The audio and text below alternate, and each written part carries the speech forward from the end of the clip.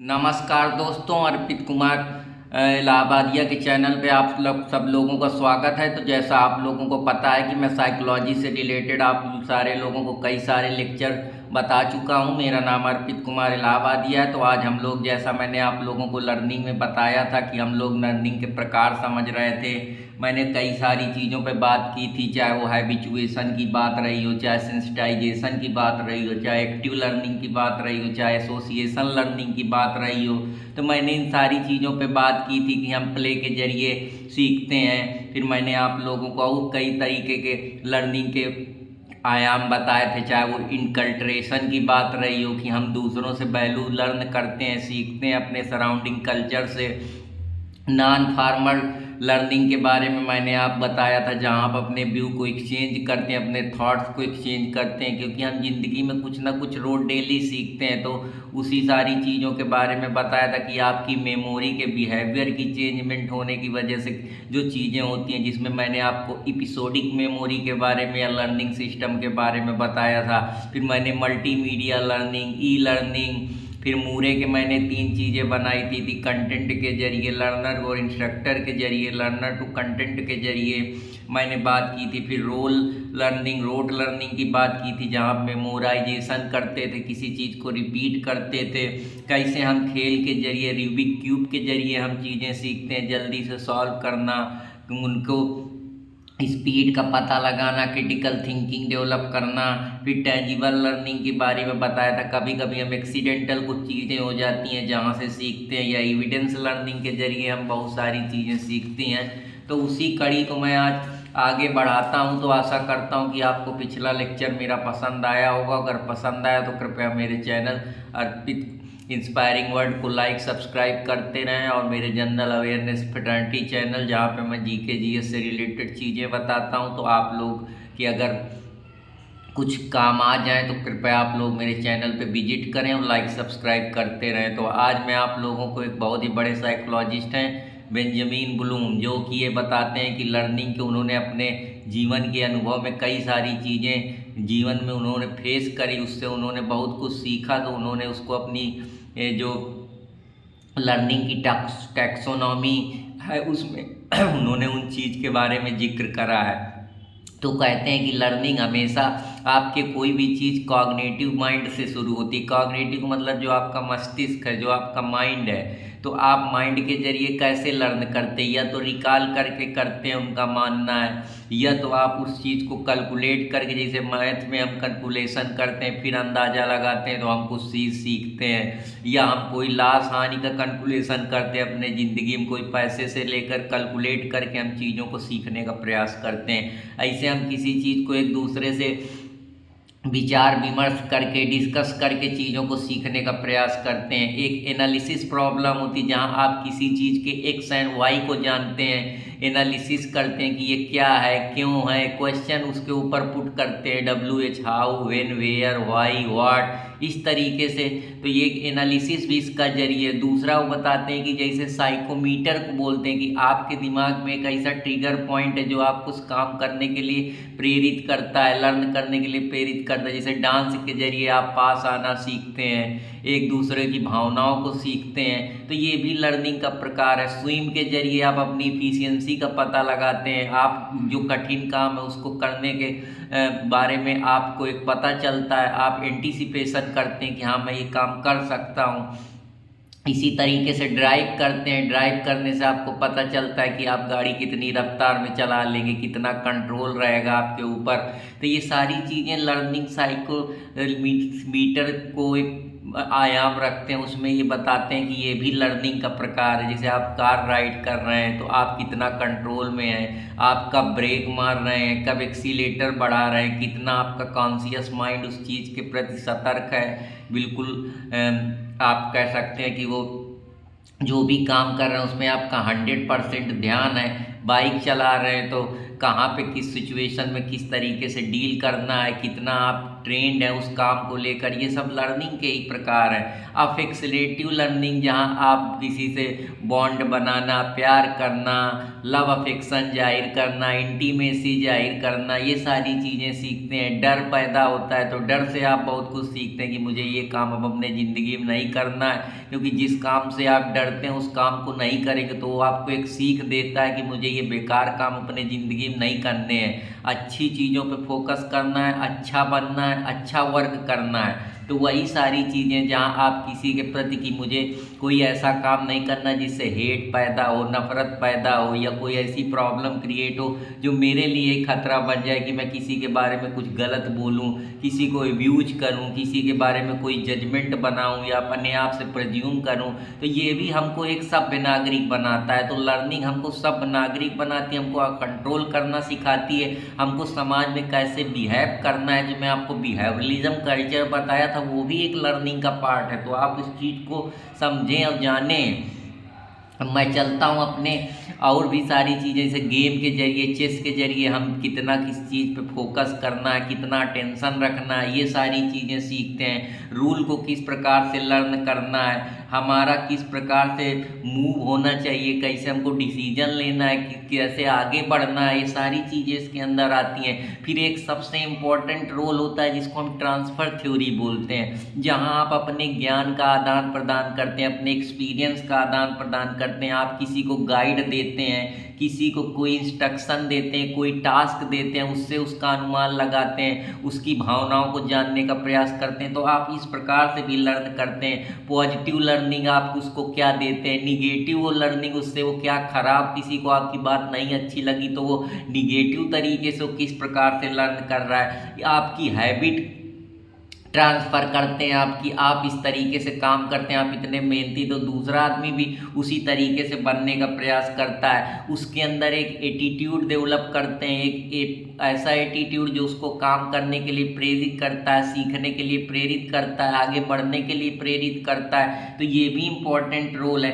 किसी को आप जनरलाइज करते हैं कुछ काम करके कि यार ये इस काम पे बेहतर करेगा, जैसे अभी नया प्लेयर जायसवाल है तो रोहित शर्मा ने उसको टेस्ट करा कि बेहतर परफॉर्म करेगा, तो रोहित शर्मा एक तरीके से जनरलाइज कर रहा है। जैसे गौतम गंभीर ने सुनील नारायण को ओपनिंग करके एक अच्छा डिसीजन लिया। तो हम किसी चीज़ को पहले से जनरलाइज करते हैं। जनरलाइज का मतलब एक जनरल आउटलुक हम उस चीज़ के ऊपर बनाते हैं कि हम ये काम कर सकते हैं। उसी तरीके से असेसमेंट करना किसी चीज़ का, जैसे मैच से पहले रोहित शर्मा पिच का निरीक्षण करता है तो वो पता लगाता है, एसेस करता है उस चीज़ को कि यार ये पिच गीली है तो यहाँ मैं बैटिंग नहीं कर पाऊंगा। जैसे अभी जो मैच हुआ उसमें इंडिया कोलैप्स हो गई, तो लीडरशिप वही है जो कि अगर कमी है तो आगे आके अपनी बात रखे, डरे नहीं। लीडरशिप का मतलब होता है कि पूरी तरीके से निडर हो, वो डिसीजन मेकिंग में फियरलेस एटीट्यूड चाहिए। उसके लिए लीडर वही बनते हैं जिसके अंदर फियरलेस एटीट्यूड होता है कि मुझको करना है तो करना है, और वो चीज़ करना है जो सबके लिए सही है, जिसमें सबका भला है। कर भला तो हो भला वाली थिंकिंग यहाँ पे बहुत ज़रूरी है। किसी चीज़ को एनालिसिस करना, किसी के जरिए कोई प्रायर कनेक्शन या नॉलेज बैठाना कि यार किरण पोलार्ड ने, जो एक प्लेयर था श्रीलंका का बॉलर, उसको 6 छक्का मार दिया। तो जो अब आईपीएल का कॉन्ट्रैक्ट होगा उसमें जो भी प्लेयर आईपीएल वाले खरीदेंगे वो अंदाज़ा लगा लेंगे कि प्रायर नॉलेज से कि किरण पोलार्ड अच्छा प्लेयर है। तो वो क्या कर रहे हैं, वो अपनी स्किल को ट्रांसफ़र करके पता लगा रहे हैं। तो ये ट्रांसफ़र थ्योरी भी एक इम्पॉर्टेंट रोल प्ले करती है लर्निंग में। तो आशा कर रहा हूँ कि आप लोगों को ये भी समझ में आया होगा। फिर एक इंफॉर्मेशन थ्योरी होती है जहाँ आप इंफॉर्मेशन देते हैं, कोई उससे सीखता है। जैसे मैं पढ़ा रहा हूँ तो मैं आपको एक इन्फॉर्मेशन दे रहा हूँ, उससे आप कुछ सीख रहे हैं। या कोई कस्टमर केयर से आप इन्फॉर्मेशन लेते हैं, कोई होटल में जाते हैं तो जो वहाँ रिसेप्शनिस्ट बैठी होती हैं, या किसी कॉलेज स्कूल में जाते हैं तो उससे आप पूछते हैं, या कहीं कोई ऐसी जगह जाते हैं जहाँ पे आपको सहायता लेनी होती है या कुछ जानकारी, जो इंक्वायरी काउंटर होता है, तो वो क्या दे रहे हैं, वो इन्फॉर्मेशन दे रहे हैं। उसी से तो आप लर्न कर पा रहे हैं। आप अकोप तो पढ़े नहीं है कि आपको सब कुछ आता है। तो सब कोई सब कुछ नहीं जान सकता। इस संसार में जानने के लिए बहुत सारी चीज़ें हैं। तो हमको वही चीज़ें जाननी है जो हमारे काम की हैं, क्योंकि जिस सोसाइटी में आप रह रहे हैं ज्ञान तो बिल्कुल बिखर रहा है। ज्ञान की कोई पराकाष्ठा नहीं है, ज्ञान असीमित है, अनंत है, इंडिफिनाइट है, उसका कोई मुकाबला ही नहीं है दुनिया में। लेकिन आपको वो चीज़ें पढ़नी है जो आपके काम की हैं। तो यहाँ पे मैं लर्निंग बता रहा हूँ, तो आप लर्निंग में सिर्फ किताब की लर्निंग नहीं, अपने आसपास की लर्निंग, लोगों की लर्निंग, सोसाइटी की लर्निंग, अपने परिवेश की लर्निंग, अपने सोशल इन्वायरमेंट की लर्निंग, ये सारी चीज़ें हैं।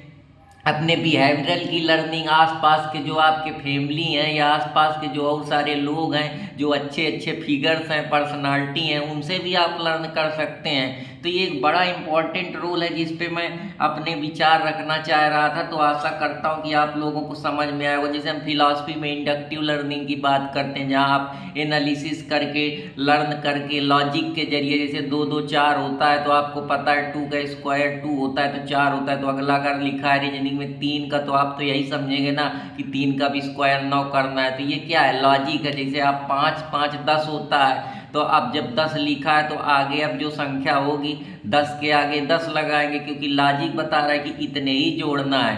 तो ये सारी चीज़ें जैसे आप सीरीज में, कोडिंग में इस तरीके के एनालॉजी लगाते हैं, तो वो वही सारी चीज़ें। तो आशा करता हूँ इस प्रकार से भी आप लर्न करते हैं।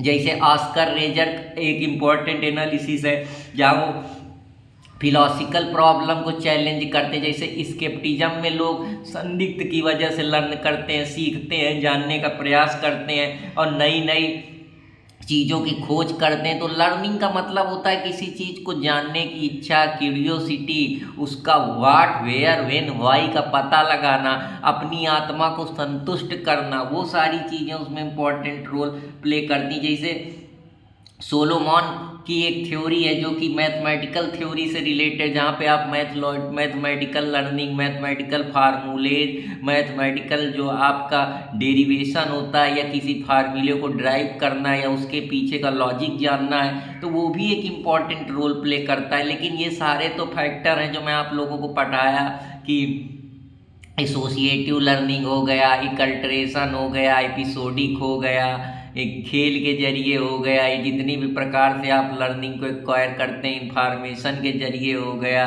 बेंजामिन ब्लूम के कॉन्सेप्ट में आपको बताया। अब कौन कौन से ऐसे फैक्टर हैं जो हमारी लर्निंग को स्लो कर सकते हैं या रोक सकते हैं, या कौन कौन सी चीज़ें हैं जो हमारी लर्निंग के लिए खतरा पैदा कर सकती हैं। तो जैसे ये होता है कि कुछ लोग उनको जितना पढ़ा लो, जितना सिखा लो, लेकिन वो मंद बुद्धि होते हैं या उनका दिमाग उतना डेवलप नहीं होता है। तो ये ऐसा क्यों होता है? कुछ हमारे शरीर में ऐसे बायोलॉजिकल चेंजमेंट होते रहते हैं, या हमारी जीन होती हैं, जो जीन होती हैं उसकी वजह से जो जीन का ट्रांसफॉर्मेशन होता है, जो हमारे क्रोमोजोम होते हैं या हमारे माता पिता के जो हमारे गुणसूत्र होते हैं वो बच्चे पे झलकते हैं या दिखते हैं। तो उसकी वजह से अगर माता पिता को वैसे ही रहें तो उसके कुछ ना कुछ गुण बच्चों में आ जाते हैं, उसी को जीन बोलते हैं। इसका मतलब होता है कि जो सेल होती हैं वो ट्रांसफ़र होती हैं एक बॉडी से दूसरे बॉडी में केमिकल रिएक्शन के जरिए या डीएनए के जरिए, या हम कह सकते हैं उसमें और भी कई सारे फैक्टर रिस्पॉन्सिबल होते हैं। जैसे जीन ट्रांसमिशन किया जाता है, जीन का ट्रांसफ़र किया जाता है, जीन को बदला जाता है। तो ये जीन एक प्रकार का सेल है जो एक कोशिका जो होती है इंसान की, वो उसके ऑफ स्प्रिंग पे दिखती है, उसके गुणसूत्र दिखते हैं, जैसे क्रोमोजोम होते हैं। तो ये सारे इसके इम्पॉर्टेंट फैक्टर हैं जो उसके माता पिता के लक्षण उसके बच्चे पे दिखते हैं। तो एक तो ये प्रॉब्लम हो गई। दूसरी सोशियो प्रॉब्लम हो गई कि आपका फिजिकल कंडीशन का है, का आप ऐसी जगह रह जाएं जहाँ बहुत ख़राब है, या ऐसी बस्ती है, शोरगुल मच रहा है, गाना बज रहे हैं, डीजे बज रहा है, कोई मौज मस्ती कर रहा है, कोई दारू सिगरेट गांजा कर रहा है, तो वहाँ आप थोड़े लर्न कर पाएंगे। लर्न करने के लिए एक सुटेबल स्थान चाहिए, अच्छे लोग चाहिए, अच्छा बिहेवियर चाहिए, अच्छे रिलेशन चाहिए, अच्छी संगत चाहिए, उसी से तो लर्न कर पाएंगे।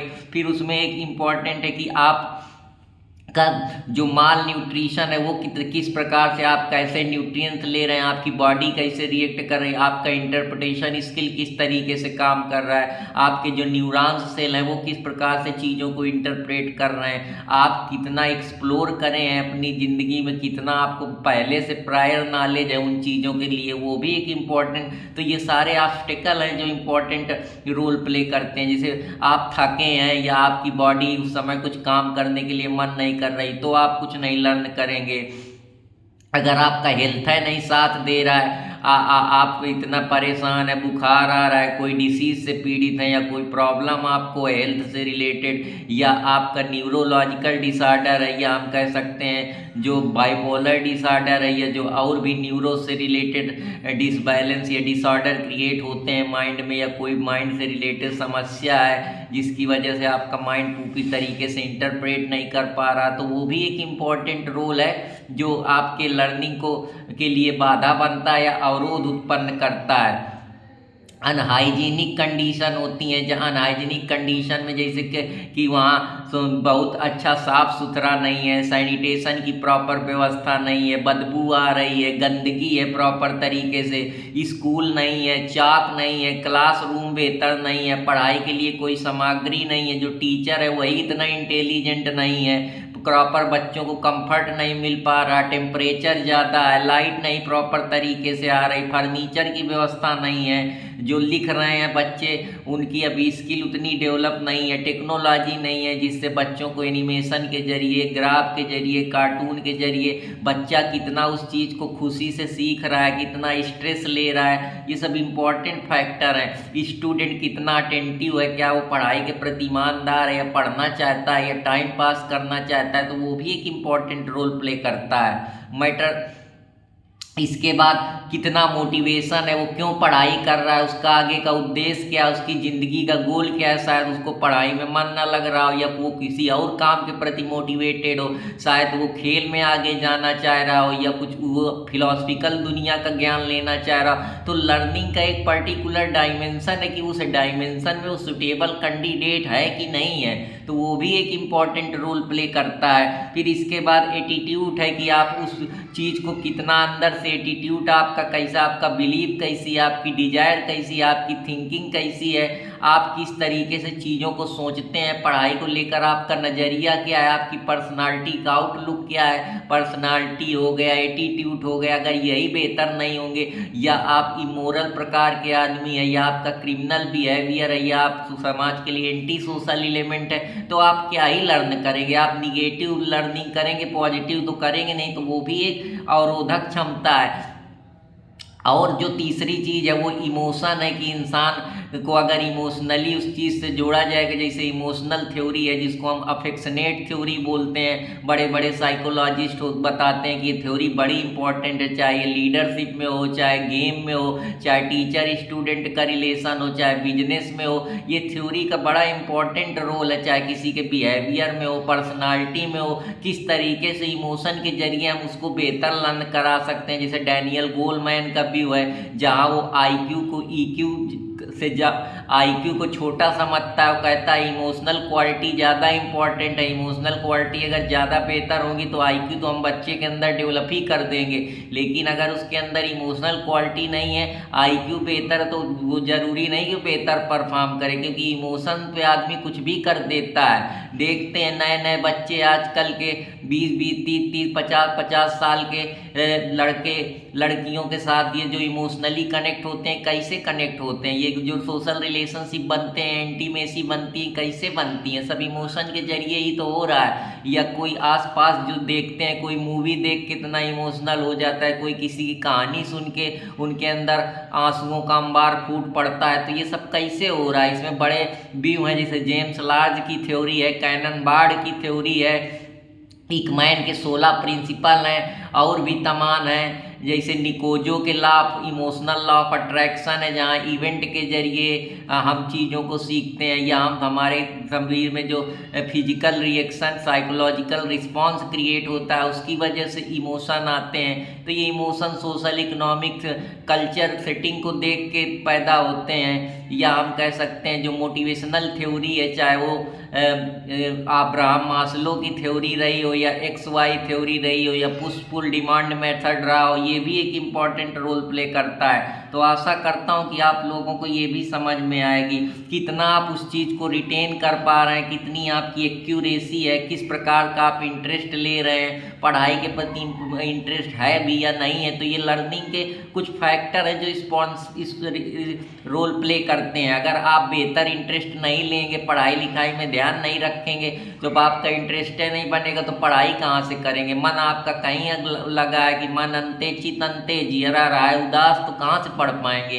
तो मोटिवेशन लर्निंग के लिए कई सारे फैक्टर हैं और ये सब जब आप साइकोलॉजी का कोई भी पेपर दें या कोई भी नोट्स बनाए तो जितनी मैं चीज़ें बता रहा हूँ इसको कृपया लिखते रहें, क्योंकि ये आपके दिमाग को बदल देंगी। क्योंकि इसके पहले जो भी मैंने लेक्चर पढ़ाए हैं वो कंटेंट मेरा एक जगह से प्रिपेयर किया नहीं है, 25-30 जगह से पढ़ने के बाद मैं आपको ये लेक्चर डिलीवर कर रहा हूँ और बहुत डिटेल में पढ़ा रहा हूँ। इतना डिटेल में कोई नहीं पढ़ाता है यूट्यूब में, पर मैं चाहता हूँ कि आप लोग पढ़ें और सराहें और मुझको भी आशीर्वाद देते रहें ताकि मैं आप लोगों को और बेहतर से बेहतर चीज़ें प्रोवाइड करता रहूँ। तो आशा करता हूँ कि आप लोगों को पसंद आएंगी। अगर पसंद आए तो कृपया लाइक करते रहें। और भी नए नए डायमेंशन जो ईजाद होते रहते हैं, चेंजमेंट आता रहता है या उसमें एनालिसिस होती रहती है, रिसर्च या डेवलपमेंट होती रहती है। जैसे अभी एपिजेनिक एक्सपीरियंस है, एपिजेनिक एक्सपीरियंस में जो हमारी ब्रेन के न्यूरॉन्स सेल होते हैं वो प्रॉपर तरीके से काम नहीं करते हैं। जो हमारी ब्रेन का स्ट्रक्चर है, चाहे वो प्रोफ्रंटल कॉर्टेक्स हो, चाहे माइडाला हो, चाहे आपके और भी जो ब्रेन के इम्पॉर्टेंट हिस्से हैं वो इसके लिए इम्पॉर्टेंट रोल प्ले करते हैं। तो वो जैसे हमारे बॉडी में जो डीएनए है उनमें modification, changement, chemical reaction, hormonal change की वजह से या स्ट्रेस एंजाइटी की वजह से या जो और भी प्रॉब्लम है हमारे माइंड में जो चेंज होते रहते हैं, वो इमोशन के, ये सारे हमारे बॉडी के अंदर से हमारे केमिकल न्यूरॉन सिस्टम से उसमें जो उथल पुथल होता है या चेंजमेंट होता है या हमारा जो माइंड स्विंग होता है वो भी एक इम्पॉर्टेंट रोल प्ले करता है लर्निंग पे। तो ये जो पूरी न्यूरो साइंस, मेडिसिन या मेडिकल साइंस है वो भी एक इम्पॉर्टेंट रोल प्ले करती है, जहाँ हमारी जीन में चेंजमेंट होता है, हमारा डीएनए रिपेयर प्रोसेस, ये सब इम्पॉर्टेंट रोल प्ले करते हैं जो हमारे माइंड के थॉट्स को अल्ट्रेशन लाते हैं, उसमें डिसइंटरेस्ट या इंटरेस्ट पैदा करते हैं। तो ये भी एक इम्पॉर्टेंट रोल प्ले करता है। जेनेटिक जनरल फैक्टर कुछ इम्पॉर्टेंट रोल प्ले करते हैं, जैसे कि आप प्रॉपर तरीके से एक्सरसाइज कैसे कर रहे हैं, कंजम्पशन किस प्रकार का फूड खा रहे हैं, फास्ट फूड वगैरह तो नहीं खा रहे हैं जिसकी वजह से आपकी जो माइंड है वो प्रॉपर तरीके से नहीं समझ पा रहा है या उसका पढ़ने का मन नहीं कर रहा है या माइंड उन चीज़ पे लर्निंग करने के लिए जागृत नहीं, या आप अंदर से अपने को फ्लेक्सिबल नहीं पा रहे हैं, थका थका महसूस कर रहे हैं, या कोई आप ऐसा केमिकल सब्सटेंस ले रहे हैं या ड्रग ले रहे हैं या अल्कोहल ले रहे हैं जो आपकी बॉडी को डायरेक्टली या इनडायरेक्टली प्रभावित कर रहा है, जिसकी वजह से आपका दिमाग उन चीज़ों पे नहीं जा रहा है, आप पढ़ाई के प्रति या लर्निंग आप नहीं ले रहे, नहीं सीखना चाहते कुछ,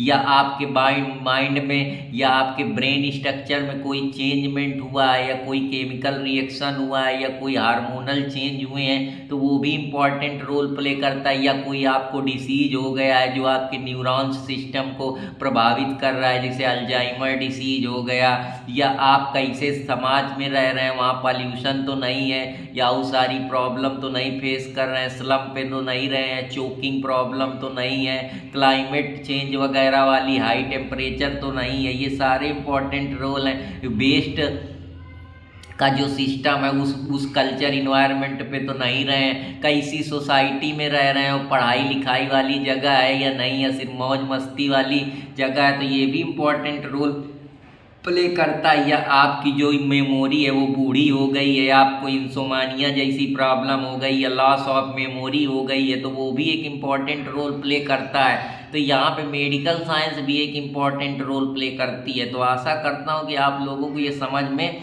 आया होगा।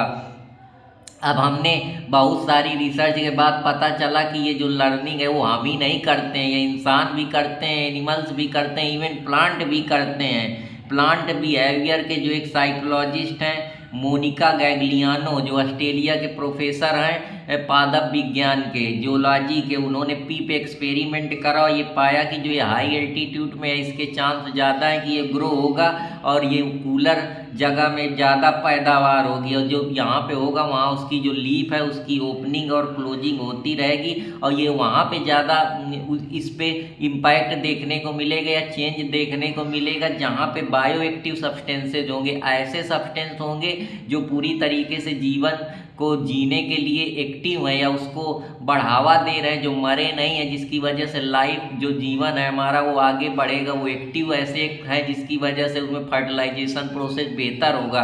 तो आशा करता हूँ कि आप लोगों को ये भी समझ में आया होगा। आजकल आप आर्टिफिशियल इंटेलिजेंस की दुनिया में जी रहे हैं, जहाँ आप ब्लॉकचेन टेक्नोलॉजी की बात हो गया, डाटा साइंस की बात हो गया, मशीन लर्निंग की बात हो गई, या डाटा एनालिसिस की बात हो गई, या सेंसर टेक्नोलॉजी की बात हो गई, या रिबोट टेक्नोलॉजी की बात हो गई, या डीप फेक टेक्नोलॉजी की बात हो गई, या आप कह सकते हैं और भी लर्निंग के इम्पॉर्टेंट आयाम है, जैसे कि आप सोशलाइजेशन के जरिए लर्न करते हैं अपने आसपास पीयर फैमिली ग्रुप से, स्टेट से, इंस्टीट्यूशन से, प्रॉपर कुछ एजेंसियां हैं उनसे। इपिस्टिमोलॉजी जो फिजिक्स फिलॉसफी का होता है, जहां आप ज्ञान शास्त्र के जरिए अपने प्रमाण के जरिए नॉलेज एक्वायर करते हैं, स्क्रिप्चर से एक्वायर करते हैं, और छोटे मोटे सब्सटेंस है महात्मा मुनियों ज्ञानियों से, स्क्रिप्चर से, और जो किताबें हैं उनसे सीखते हैं। तो ये सब इम्पोर्टेंट रोल प्ले करते हैं। लर्निंग साइको एक इम्पॉर्टेंट चीज़ है। क्रिटिकल थ्योरी ऑफ लर्निंग, जहाँ आप क्रिटिकल दोनों का पॉजिटिव निगेटिव लर्निंग करते हैं। लाइफ से लॉन्ग जर्नी, जहाँ आप अपनी पूरी ज़िंदगी में चीज़ें लर्न करते हैं। तो आशा करता हूँ कि आप लोगों को ये भी समझ में आया होगा।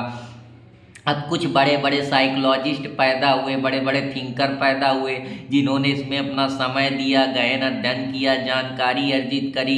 इसके बाद इन्होंने अपने नए नए थ्योरी दिए, नए नए प्रिंसिपल दिए। तो मैं उन्हीं के बारे में बात करता हूँ कि ये जो लर्निंग का पूरा एक हम कह सकते हैं एनाटॉमी है या स्ट्रक्चर है इस पूरी लर्निंग का, उसके पीछे कौन कौन सी थ्योरियाँ इंपॉर्टेंट हैं, जो बड़े बड़े साइकोलॉजिस्ट, रिसर्चर और वेल एजुकेटेड हम कह सकते हैं स्कॉलर, जिन्होंने इनके बारे में कई सालों तक अध्ययन करने के बाद, प्रॉपर एक्सपेरिमेंट करने के बाद, जैसे मैंने आपको ऑपरेशनल कंडीशनिंग के बारे में बताया, अल्बर्ट बंडूरा का ऑब्जर्वेशन का व्यू बताया, और भी मैंने आपको क्लासिकल कंडीशनिंग, ऑपरेशनल कंडीशनिंग, ये जो बड़े बड़े फिलोसफर लर्निंग में अपना अपना व्यू दे के गए, उनकी बारे में बात करा। तो अब हम थ्योरी ऑफ लर्निंग के कुछ इंपॉर्टेंट पहलुओं पे बात करेंगे। तो जो सबसे थ्योरी आई उसमें से पहली क्लासिक थ्योरी आई। ये थ्योरी बहुत एशियन समय में हमारे फिलोसफर प्लाटो के द्वारा दी गई, जो एक महान दार्शनिक हुए।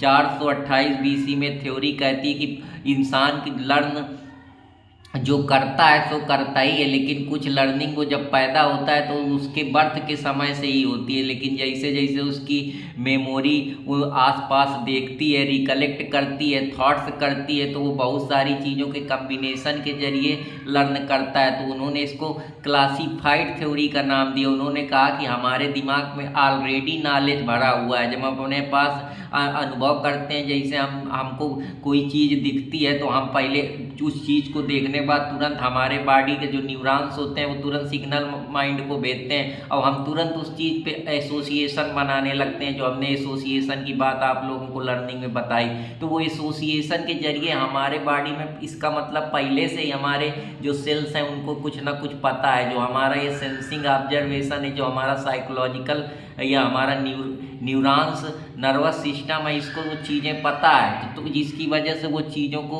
जोड़ तोड़ पा रहा है, या मेमोरी हमारे माइंड पे बनी हुई है, जैसे मेमोरी पैलेस का कॉन्सेप्ट होता है। तो ये सारी चीज़ें हैं कि इम्पॉर्टेंट रोल प्ले करती है। इसके बाद इसमें बहुत सारे और भी फिलोसफर है, जैसे जॉन लॉक हो गया, जिसने ब्लैंक स्टेट थ्योरी को इसका नाम दिया। उसने कहा कि ह्यूमन जो होता है वो बार्न होता है बिना कोई नॉलेज के, वो ब्लैंक होता है, उसको कुछ नहीं पता होता। वो अपने पास सीखता है, अपने माता पिता से सीखता है, अपने इन्वायरमेंट से सीखता है, अपने आसपास सीखता है, जिससे जो उसके सेंस होते हैं बाद में जाके वो रिफ्लेक्ट करने लगते हैं। जब वो पहले वो चीज़ें देखता है, फिर वैसी ही सेम चीज़ें वो और देखता है, तब उसको पता चलता है कि हाँ इसका अच्छा मतलब ये है। तो वो चीज़ें क्या कर रहा है, लर्न कर रहा है, जिससे जो हमारी बॉडी है, हमको पहले नहीं पता होता कि हमारी बॉडी किस तरीके से बायोलॉजिकली फंक्शन करती है। जब हम अपने माता पिता को देखते हैं कि वो खा रहा है, वो पी रहा है, वो नाच रहा है, वो गा रहा है, वो इंटीमेसी वाले मोड में है या किसी से लव के एंगल में है, तो बच्चे भी उसी तरीके से सीखते हैं। देख रहे हैं कि बायोलॉजिकली हम रोज़ खा रहे हैं, हम रोज़ एक्सरसाइज कर रहे हैं, बायोलॉजिकली हम एक्टिव हैं, बोल रहे हैं, बता रहे हैं, तो वही तो बच्चा सुनेगा, समझेगा, जानेगा। तो आशा करता हूँ कि आप लोगों को ये भी समझ में आया होगा।